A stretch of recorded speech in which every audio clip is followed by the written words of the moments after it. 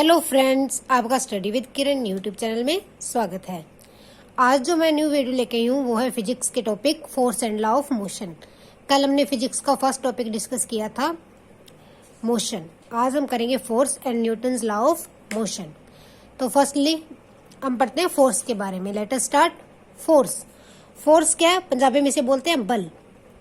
Force मतलब कि बल। It is a pull or push which either change or tend to change the state of rest or motion. क्या ये कोई पुल या तो धकेल है या खिंचाव है? कोई भी धकेल या खिंचाव है जो या तो जो जिस चीज पे लग रहा है उसकी जो उसकी स्टेट है उसको चेंज कर देता है, ठीक है, या फिर उसको टेंड करता है चेंज करने के लिए। कि जो रेस्ट की स्टेट में कोई चीज पड़ी है उसको या तो चेंज कर देता है या उसको टेंड करता है चेंज करने के लिए, मतलब कि चेंज करने के काबिल बनाता है। पंजाबी के अंदर मैंने लिखा नहीं है, पंजाबी में बोल रही हूँ, वो आप साथ साथ में नोट्स बना लेना जिनको पंजाबी में चाहिए। बल की है, बल कोई भी खिंचाव ਜਾਂ ਧਕੇਲ ਧੱਕਾ है जो कि किसी भी चीज ਨੂੰ आराम की स्थिति तो बदल दिंदा है, ठीक है। कोई भी चीज जो है आराम की स्थिति के अंदर है या फिर उसको क्या है बदल देता है। फॉर एग्जाम्पल ये पेंसिल यहाँ पे है, मैंने फोर्स लगाया, इसके चेंज हो गई। तो फोर्स क्या था? जिस वजह से इसकी पोजीशन चेंज हुई वो धक्का या फिर खींचना, वो खिंचाव, जिससे क्या है कोई भी चीज अपनी स्टेट जो चेंज कर लेती है, रेस्ट की स्टेट से चेंज में आ जाती है, उसे क्या कहते हैं? फोर्स कहते हैं। फोर्स के द्वारा मोशन को भी चेंज कर देते हैं। मोशन ऑफ बॉडी भी जो है फोर्स के द्वारा चेंज किया जा सकता है। फॉर एग्जाम्पल कोई भी चीज सामने से आ रही है, बॉल सामने से आ रही है, उसको हमने अपने हाथ से फोर्स लगाया, वापस धकेल दी, पुश लगाया, पुश किया तो बल लगा ना, और बॉल जो है उसका मोशन जो है चेंज हो गया। बॉडी मोशन क्या हो गया? चेंज हो गया। बॉल का मोशन था इधर आ रही थी, फोर्स लगाया, वो पहले रेस्ट पे हुई, फिर ऑपोजिट डायरेक्शन के अंदर चली गई वापिस। तो फोर्स क्या है? It is a pull or push, कि ये धकेल या खिंचाव है जिससे कोई भी चीज का मोशन में हो या फिर रेस्ट में उसे उसकी जगह से चेंज किया जा सकता है या चेंज करने के लिए काबिल किया जा सकता है, ठीक है। फोर्स का फार्मूला क्या होता है? Mass into acceleration. फोर्स जो है एक वेक्टर क्वांटिटी, ठीक है। फोर्स का फार्मूला क्या होता है? Mass into acceleration. Mass into acceleration, कि जो बॉडी है उसका मास कितना है और कितने एक्सेलरेशन से वो फोर्स लगा रही है। तो फोर्स क्या कैसे निकलती है? Mass into acceleration. फोर्स की जो एसआई यूनिट है, फोर्स की एसआई यूनिट वो क्या है? न्यूटन। फोर्स को किस में मापते हैं? न्यूटन में। इसको एन से डिनोट करते हैं, ओके। फोर्स को किससे, न्यूटन को किससे डिनोट करते हैं? एन से डिनोट करते हैं, ओके। और इसकी तो सीजीएस यूनिट है, कई बार सीजीएस यूनिट भी पूछ लेते हैं। फोर्स की जो सीजीएस यूनिट है वो क्या होती है? वो होती है डाइन। क्या होती है? डाइन। न्यूटन और डाइन का क्या रिलेशन है? ये भी एक बार क्वेश्चन में आया, कॉम्पिटिटिव एग्जाम में क्वेश्चन आता होता है कि न्यूटन और डाइन का रिलेशन क्या होता है। देन 1 न्यूटन जो होता है वो 10 की पावर 5 डाइन के इक्वल होता है। 1 न्यूटन 10 की पावर 5 डाइन। तो हमने क्या पढ़ा? फोर्स क्या होता है, फोर्स का फार्मूला क्या होता है और उसका यूनिट क्या होता है, ठीक है। कि फोर्स क्या है? कोई भी खिंचाव या धकेल है जिससे जो वस्तु है रेस्ट या फिर मोशन जो उसका चेंज किया जा सकता है या चेंज करने के लिए उसको तैयार किया जा सकता है, ठीक है। इसके बाद हम देखते हैं इम्पल्स क्या है। इम्पल्स क्या है? It is a force which applied on a body for short time in it and it is usually force not constant through out the duration of impact. क्या है कि इम्पल्स को पंजाबी में बोलते हैं आवेग। आवेग क्या है? कि कोई फोर्स जो बॉडी पे बहुत ही कम टाइम के लगाया जाता है, बहुत ही थोड़े समय के लिए लगाया जाने वाला बल जो है उसे क्या कहते हैं? आवेग कहते हैं। क्या कहते हैं? आवेग, इम्पल्स। कि कोई बॉडी है उस पर थोड़े टाइम के लिए जो बल लगाया है उसे क्या कहते हैं? इम्पल्स कहते हैं। ये जो है हर टाइम कांस्टेंट नहीं रहता, ये जो चेंज होता रहता, जरूरी नहीं होता है कि ये पूरी ड्यूरेशन के अंदर कांस्टेंट हो।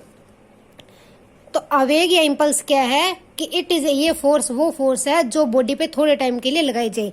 इसके आप एग्जांपल लेते हैं, इसको निकालते कैसे? Impulse is equal to force into time, कि जो हमारा फोर्स लगा मल्टीप्लाई बाय टाइम, तो हमारे पास क्या आ जाता है? इम्पल्स आ जाता है, आवेग आ जाता है। क्या आ जाता है? आवेग, ठीक है। इसके एग्जांपल लेते हैं। फॉर एग्जांपल कि हमने कोई कील डालनी है, कोई भी नेल मतलब कील है वुड के अंदर हैमर से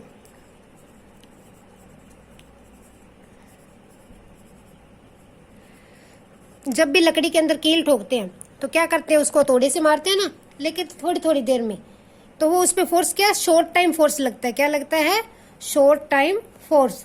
कि कील को मारने के लिए हथौड़े को 3-4 बार मारते हैं, लेकिन वो टाइम उसका जो हथौड़े मारने का टाइम जो है वो क्या बहुत ही कम होता है, काफी कम होता है। तो उसे क्या बोलते हैं, आवेग या फिर इम्पल्स। कि कम टाइम के लिए जो फोर्स लगती है उसे क्या बोलते हैं, इम्पल्स। अब इसका एसआई यूनिट क्या होगा, इम्पल्स का जो एसआई यूनिट है वो होगा न्यूटन सेकंड, क्योंकि फोर्स को किस में मिलते हैं, न्यूटन में, और टाइम को सेकंड में। तो इम्पल्स का एसआई यूनिट क्या हुआ, न्यूटन सेकंड। इम्पल्स का एसआई यूनिट क्या बना, न्यूटन सेकंड। और ये देखो, ये फोर्स जो है हर टाइम सेम नहीं रहती, ये भी बोला था।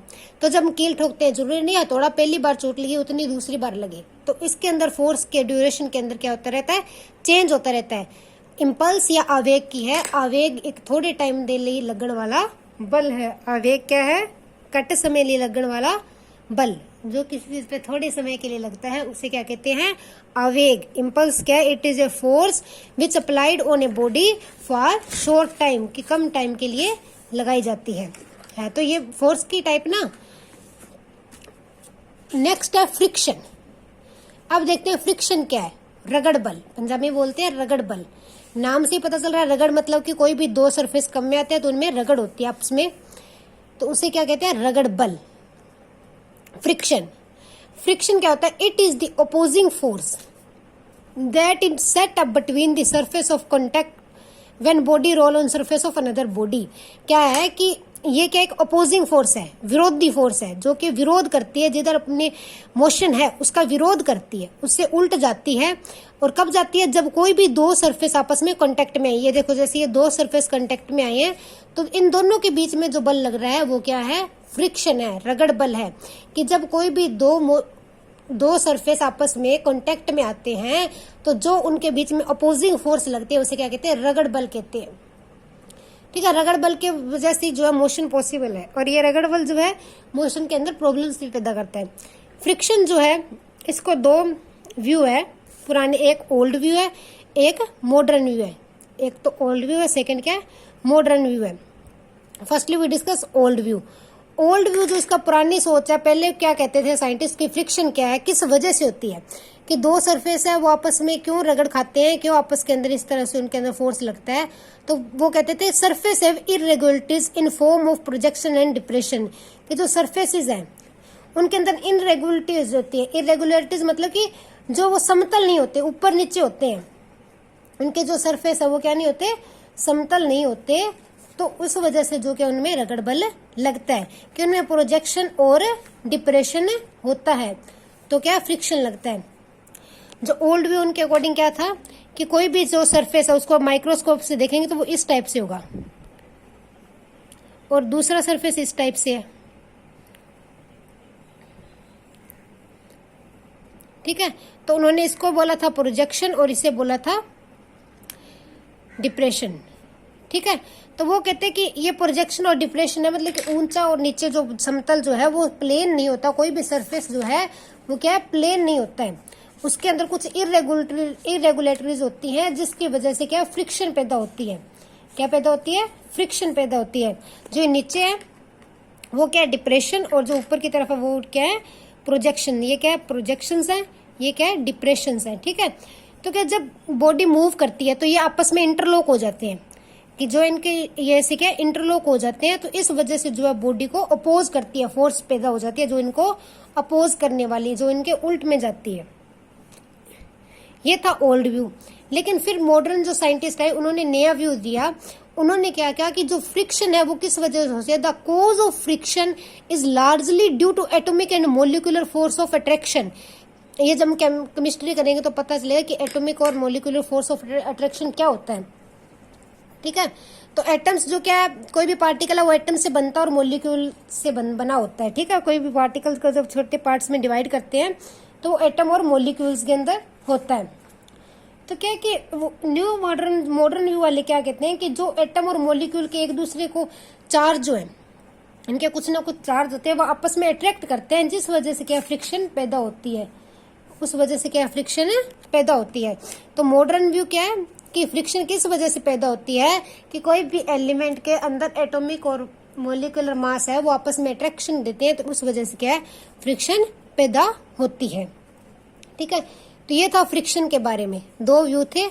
ओल्ड क्या कहते थे कि सरफेस जो है समतल नहीं होता, उसमें प्रोजेक्शन और डिप्रेशन होती है। तो इसको क्या है किस तरह से कर सकते थे ओल्ड व्यू को, तो हम क्या कह सकते हैं हम बहुत ज्यादा समतल जो है अपना पीस लेके कोई भी दो चीज बिल्कुल समतल ले लें तो फ्रिक्शन कम की जा सकती है।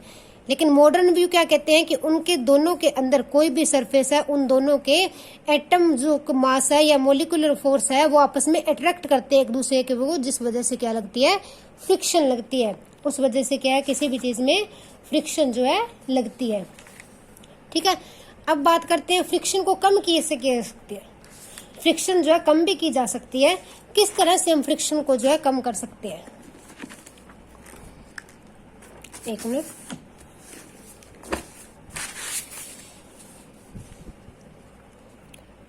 फर्स्टली जो है हम बात करते हैं रिड्यूस टू फ्रिक्शन।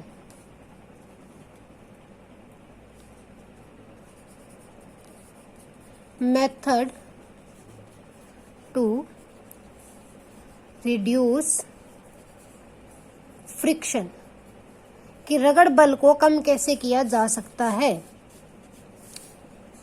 फर्स्ट जो है वो है by proper selection of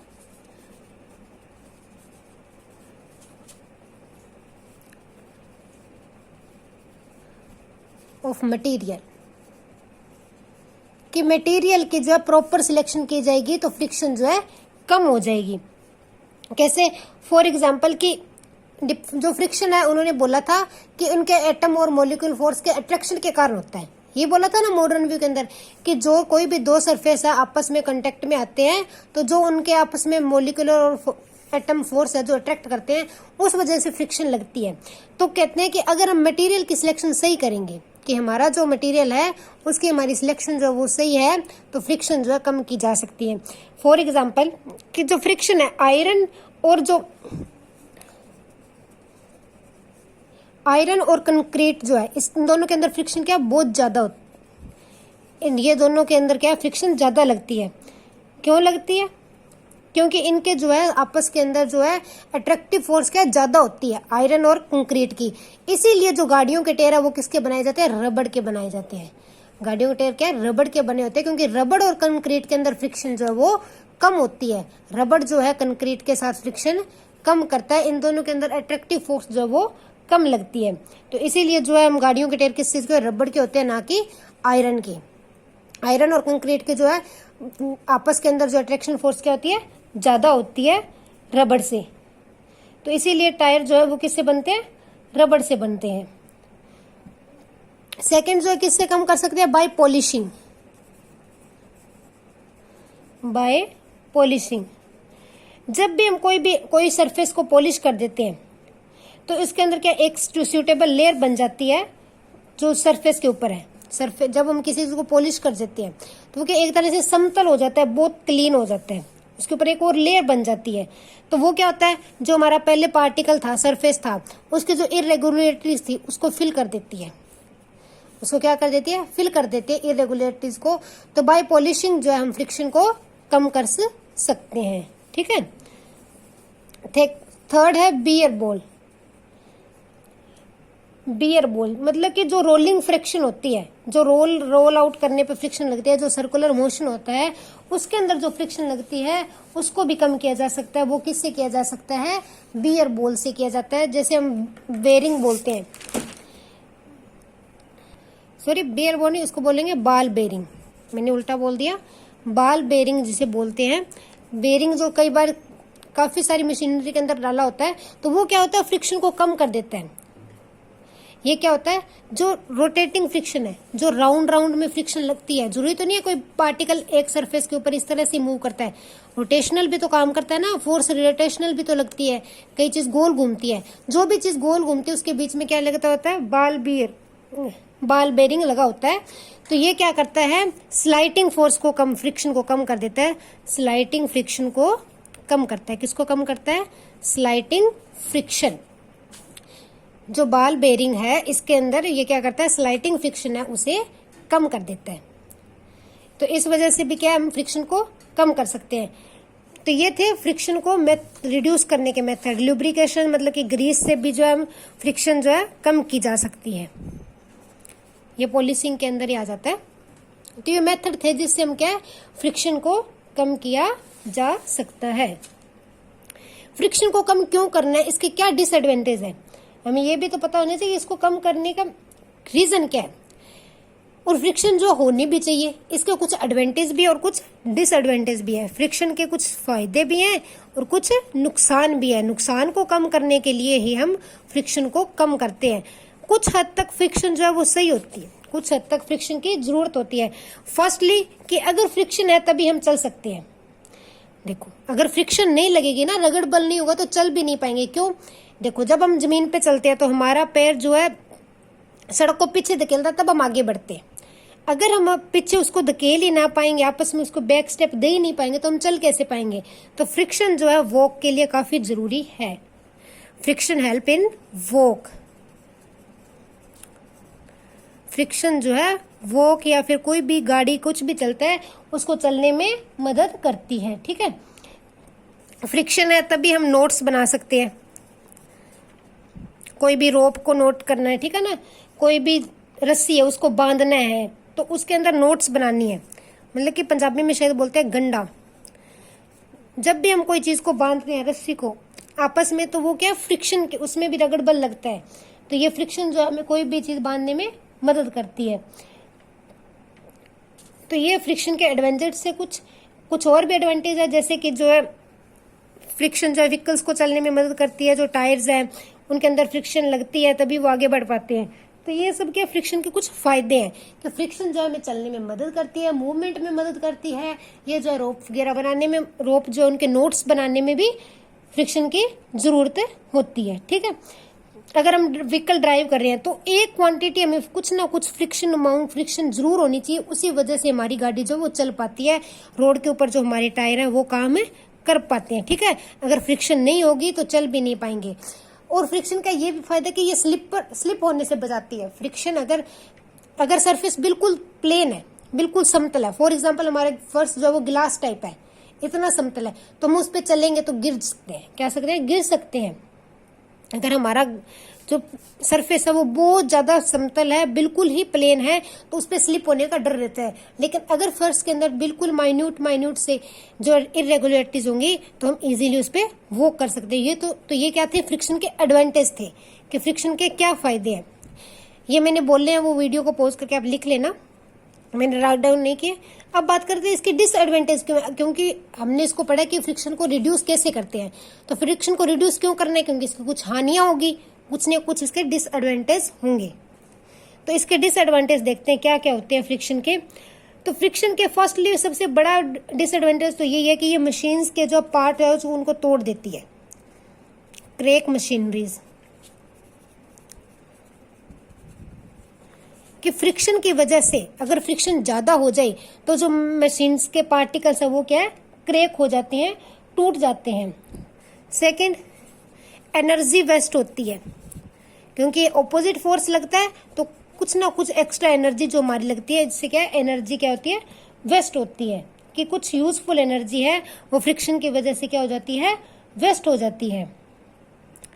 third, fuel जो है, इंजन का फ्यूल है वो भी ज्यादा वेस्ट होता है। फ्यूल क्या है, ज्यादा वेस्ट होता है। ठीक है ना, फ्यूल क्या, वो उसकी जो फ्रिक्शन लगती है तो अपोजिंग फोर्स लगती है साथ में, तो जो नॉर्मल हमें मोशन चाहिए उसके अंदर ज्यादा टाइम लगता है, तो फ्यूल भी क्या है, वेस्ट होती है। तो ये क्या थे, डिसएडवांटेज थे फ्रिक्शन के। तो हमने क्या पढ़े, फ्रिक्शन के एडवांटेज एंड डिसएडवांटेज। फ्रिक्शन थी क्या? फ्रिक्शन जो है क्या, रगड़ बल है। जो कोई भी दो सरफेस आपस में कांटेक्ट के अंदर आते हैं तो उनके अंदर लगता है, एक दूसरे को अपोज करते हैं। फ्रिक्शन क्या है? फ्रिक्शन एक इस तरह, उसे पंजाबी में बोलते हैं रगड़ बल। ਜਦੋਂ भी कोई दो सरफेस जो आपस ਵਿੱਚ कांटेक्ट ਵਿੱਚ आंदे हैं, मतलब आपस में मिलते हैं, तो ਉਹਨਾਂ ਦੇ ਵਿੱਚ ਜਿਹੜਾ ਵਿਰੋਧੀ बल लगता है उसको क्या कहते हैं? रगड़ बल कहते हैं। Friction is a force with, कब पैदा होता है? When two surface come into contact and oppose each other, दोनों को अपोज करते हैं। तो हमने अभी तक क्या पढ़ा है? आज फोर्स देखा कि फोर्स क्या है। फोर्स कोई भी धकेल और खिंचाव है जो बॉडी के रेस्ट या फिर मोशन को चेंज कर देता है। फिर हमने देखा इम्पल्स, आवेग क्या है? शॉर्ट टाइम के लिए लगा हुआ फोर्स है। फिर हमने पढ़ा फ्रिक्शन क्या है। फिर फ्रिक्शन को कम करने के मेथड, इसके एडवांटेज और डिसएडवांटेज। अब देखते हैं, कल हम करेंगे न्यूटन लॉ ऑफ मोशन। तो उससे पहले उसके लिए कुछ हमें थोड़ी बहुत बातों का पता होना चाहिए, उनके बारे में पढ़ते हैं। फर्स्टली है पॉइंट मास, कि पॉइंट मास क्या होता है। पॉइंट मास कोई भी चीज दो तरह से डिफाइन कर सकते हैं। फर्स्टली, कोई भी ऑब्जेक्ट या कोई भी चीज है, अगर उसकी लंबाई, चौड़ाई, ऊंचाई 0 के बराबर है, बहुत ही ज्यादा छोटी है, अप्रोक्सीमेटली 0 के नजदीक है, तो उसे क्या कहते हैं? पॉइंट मास कहते हैं। क्या कहते हैं? पॉइंट मास कहते हैं। कि बहुत ही छोटा ऑब्जेक्ट, उसे बोलते हैं पॉइंट मास। दूसरा, कोई भी चीज बहुत बड़ा डिस्टेंस कवर करती है अपने साइज के कंपेयर, कि उसका साइज बहुत छोटा है लेकिन उसने डिस्टेंस बहुत कम, साइज के अकॉर्डिंग डिस्टेंस बहुत ज्यादा है, तो उसके हिसाब से भी उसे क्या बोलेंगे? पॉइंट मास बोलेंगे या पॉइंट ऑब्जेक्ट कहेंगे। तो पॉइंट ऑब्जेक्ट क्या है? कि कोई भी चीज जिसकी लंबाई, चौड़ाई ते ऊंचाई 0 दे बराबर होवे, उसनु पॉइंट मास कहते हैं। पॉइंट मास को पंजाबी में एग्जैक्ट वर्ड मुझे नहीं पता है। तो ये था पॉइंट मास, ठीक है।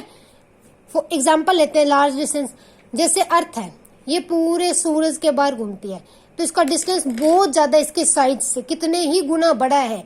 इसके साइज के कंपेयर करें तो इसका सूरज के बाहर जो चक्कर है, रिवोल्यूशन है, वो बहुत बड़ा है। तो उस हिसाब से अर्थ का एक पॉइंट मास है। फॉर एग्जाम्पल, कोई ट्रेन है, वो पूरी अर्थ का राउंड ले ले एक साइड से, तो वो जो ट्रेन है वो क्या होगी? उस डिस्टेंस के अकॉर्डिंग पॉइंट मास होगी। कि डिस्टेंस तो उसने बहुत किया लेकिन उसके जो साइज है वो क्या है? छोटा है। तो ये क्या था? Point mass.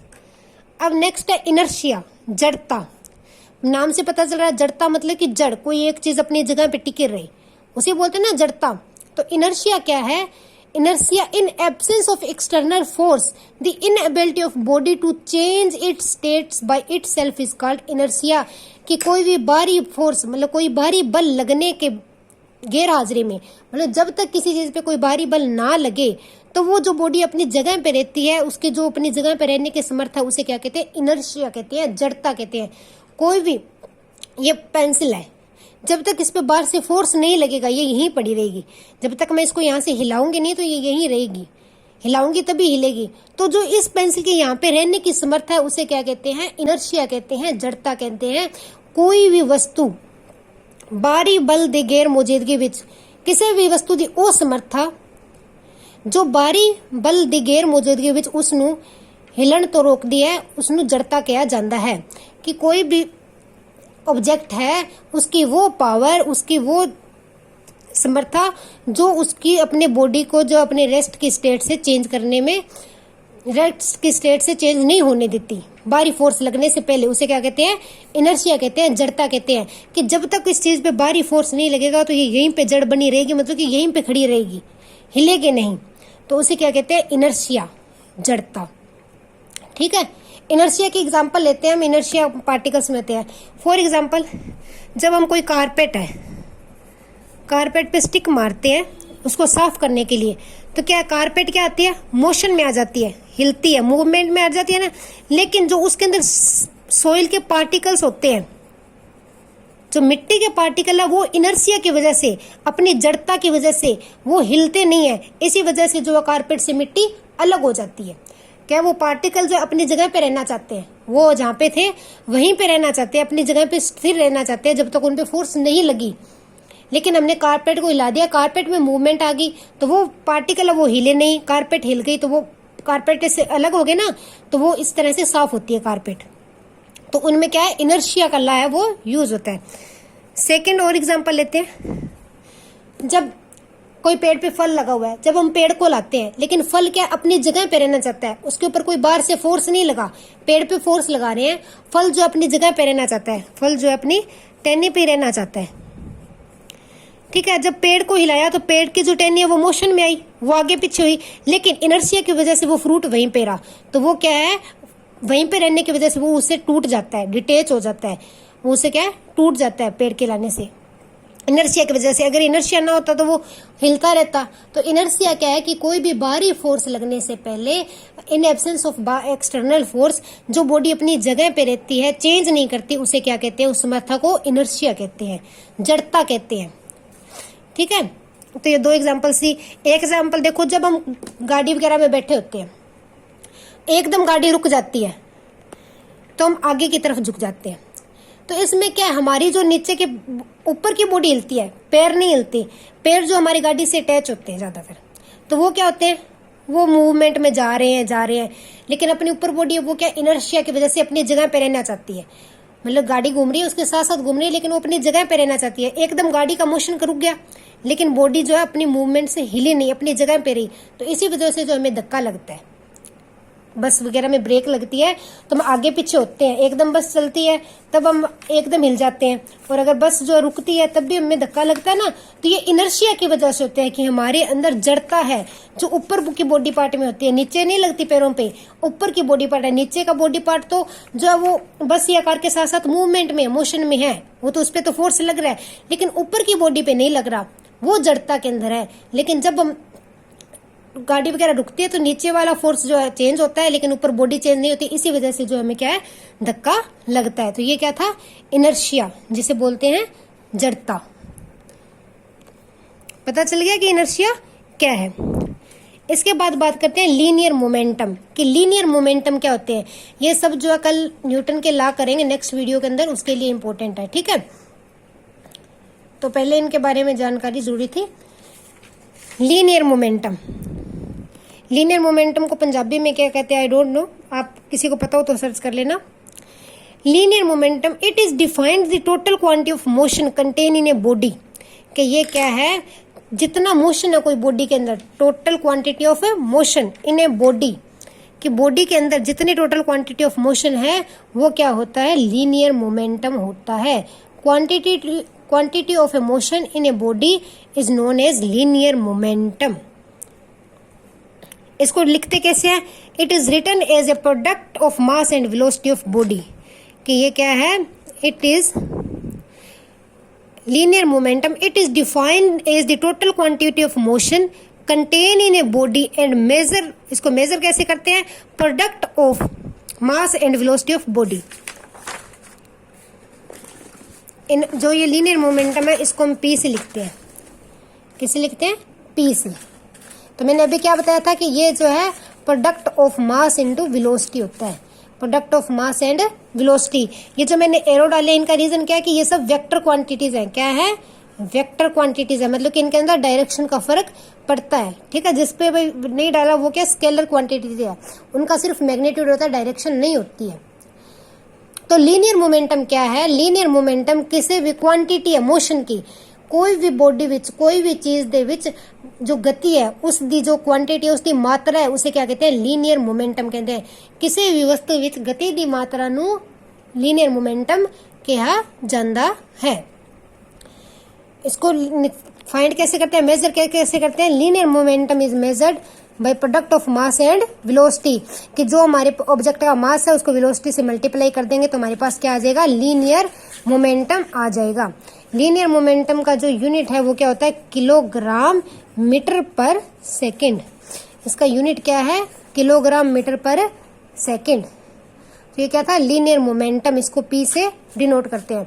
तो आज हमने क्या डिस्कस किया, फोर्स, कि फोर्स क्या होता है, फोर्स को कैसे मापते हैं, mass into acceleration, mass into acceleration, और फोर्स के ऐसा यूनिट क्या है, न्यूटन है। उसके बाद हमने जो इस बड़ा, उसके बाद नेक्स्ट हमने किया कि जो है आवेग क्या होता है, इम्पल्स क्या होता है, कि कोई भी शॉर्ट टाइम फोर्स जो लगता है, कोई भी शॉर्ट टाइम फोर्स है उसे क्या कहते हैं, इम्पल्स कहते हैं, जो कम समय के लिए लगता है उसे मापते हैं फोर्स इनटू टाइम, क्योंकि इसमें टाइम और फोर्स की बात हो रही है। फिर हमने किया उसके बाद फ्रिक्शन की। फ्रिक्शन क्या होता है, रगड़ बल। जब भी कोई दो सरफेस आपस में कांटेक्ट में आते हैं तो एक दूसरे को अपोज करते हैं, तो उसके दौरान जो फोर्स पैदा होते हैं उसे क्या कहते हैं, फ्रिक्शन कहते हैं, रगड़ बल कहते हैं। फिर हमने रगड़ बल को कम करने के तरीके पढ़े, उसके लाभ और हानि पढ़े। उसके बाद हमने क्या आपके पढ़ा कि पॉइंट मास क्या होता है। पॉइंट मास क्या होता है कि जिस चीज की जो लेंथ ब्रेड्थ हाइट जीरो के नजदीक हो उसे क्या कहते हैं, पॉइंट मास कहते हैं। या फिर कोई भी चीज जो डिस्टेंस बहुत ज्यादा ट्रेवल करे लेकिन उसका साइज बहुत छोटा हो। इसके एक एग्जांपल हम चिंटी भी ले सकते हैं। चिंटी जो क्या साइज बहुत छोटा है लेकिन ये डिस्टेंस बहुत कवर करती है, तो चिंटी क्या पॉइंट मास है। ठीक है, तो पॉइंट मास हमने क्या पढ़ा कि लार्जेस्ट डिस्टेंस के अकॉर्डिंग उसका साइज बहुत छोटा हो तो उसे भी क्या कहते हैं, पॉइंट मास कहते हैं। उसके बाद हमने पढ़ा इनर्शिया क्या होता है, जड़ता क्या होती है। जड़ता क्या होती है, किसी भी चीज की अब बिना बाहरी फोर्स लगे अपने आप अपनी जगह पर रहने की समर्था को क्या कहते हैं, जड़ता कहते हैं। कि कोई भी चीज है जब तक उस पर बाहरी फोर्स ना लगे तो वो रेस्ट में रहती है। इसके एक काफी अच्छी एग्जांपल है इनर्शिया की, कि हमारे अर्थ वगैरह, ये जो अर्थ है, जितने भी प्लेनेट है, वो अपनी जगह से ऐसे अपने ऑर्बिटल में घूमते रहते हैं, वो अपने रेगुलर मोशन में रहते हैं, उनका मोशन चेंज नहीं होता। क्यों नहीं चेंज होता, क्योंकि उन पे कोई भी बाहर से फोर्स नहीं लग रहा। कि जब जरूरी नहीं है वो रेस्ट में रहे, इनर्शिया ये नहीं है कि जब तक बाहरी फोर्स ना लगे तब तक रेस्ट में रहने को इनर्शिया कहते हैं, नहीं। मोशन में भी हो, कोई भी चीज का जो नॉर्मल मोशन है लगातार चल रही है, बिना बाहर फोर्स से मोशन नहीं, बिना किसी फोर्स के जो उसका मोशन चल रहा है रेगुलरिटी में है, वो जब तक चेंज ना हो बाहरी फोर्स के बिना, तो उसे क्या कहते हैं, इनर्शिया या जड़ता कहते हैं। या तो रेस्ट में वो अपनी जगह से हिले ना बिना फोर्स के, जो मोशन में है वो अपना मोशन चेंज ना करे बिना बाहरी फोर्स के। ये जो सैटेलाइट अपने प्लैनेट्स हैं ये अपनी जगह में घूमते रहते हैं, ऐसे तो नहीं ये आज अर्थ ऐसे घूम रही है कल यहाँ से चली जाएगी ऐसे, परसों यहाँ से, नहीं। ये जो है सेम अपने ऑर्बिट में घूमती है विद, क्यों, क्योंकि इसमें इनर्शिया है, जड़ता है, कि ये बिना बाहरी फोर्स लगे अपने जो है मोशन को कंप्लीट करती है, कि वो उसी मोशन के अंदर रहती है। तो ये क्या थी, जड़ता थी। उसके बाद हमने पढ़ा लीनियर मोमेंटम क्या होता है।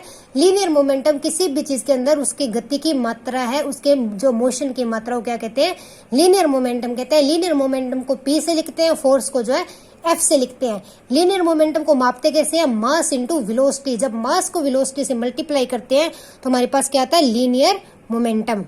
तो आज के लिए इतना ही। कल हम करेंगे न्यूटन के 3 law of motion, very very important. Thanks, have a nice day, please keep supporting me.